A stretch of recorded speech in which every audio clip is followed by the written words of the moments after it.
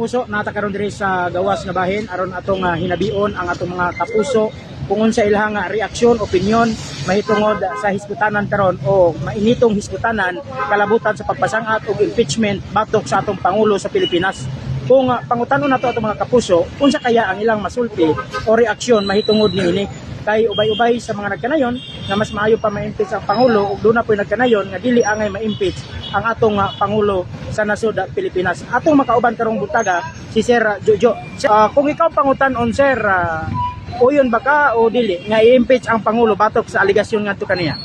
Ako, yun ko nga ma-impeach atong pangulo kay wa may tarong pumagi. Ang iyang gisado, wa mangyapon matuman. Igor man ta sa istorya. Nya naglaom way naabot. Sabot pa nung kakunod ang Pilipinas. Unsa nga mga panaad ang imuhang na dunggan sa pangulo nga wala gid niya matuman Sir? Sama sa yang gingon nga ang bugas imo niyang 20. Isaka ko mahino, sobra pa mahino sa 20 ang katunga. So, gyapon matuman. Dagan sa nasod Pilipinas sa korupsyon, unsa may ma-comment nimo? Matod sa korupsyon, kanana sa paubos-ubos siya nga posisyon.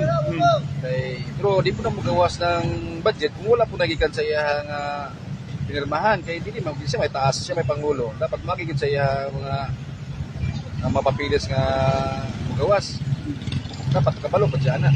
So para nimo uyon ka nga ma-impeach ang pangulo. Ma-impeach sa pangulo. So tanggalon gid siya sa iyang posisyon. Kung mahimo patanggal, matanggalon yun. Okay, salamat kay Sir Jojo. Salamat. So mga kapuso, ang nahimong opinion ni Sir Jojo mahitungod sa atong hiskutanan karon. Atang sila yan si Sir Arnel. Sir, uyon ba ka o dili nga i-impeach ang atong pangulo kung pag-impeach? Ako sa ko lang di ko yun nabut sa uban kung mo yun sila. Oo. Kakao di ko mo yun kay siya pa magkunto sa dingding ko. Pabuto na to kay pila lang katubig mao man naman na. So para nimo dili lang i-impeach ang pangulo. O di lang sa kay ang niya lang pagkay ko lang ko mamaniid sa tao sa ikuan. Ang ko lang siya ko wagay nahimo gyud sa Pilipinas. Ang krimen pinagahanan na yun. Unsay mga nakita nimo sa pangulo nato mga kakulangon niya Sir? Kuan lang pagkuan lang sa mga krimen o sa mga droga lang yun.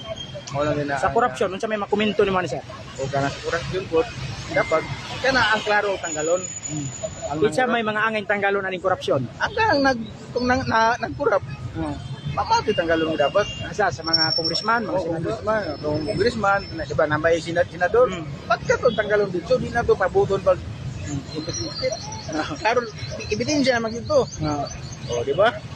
So, kung ikaw pangutanon, dili ka uyon nga i-impeach ang pangulo. Di pa ko yun na naman si Pangulo. Salamat kay Sir Arnel sa imong opinion. Okay.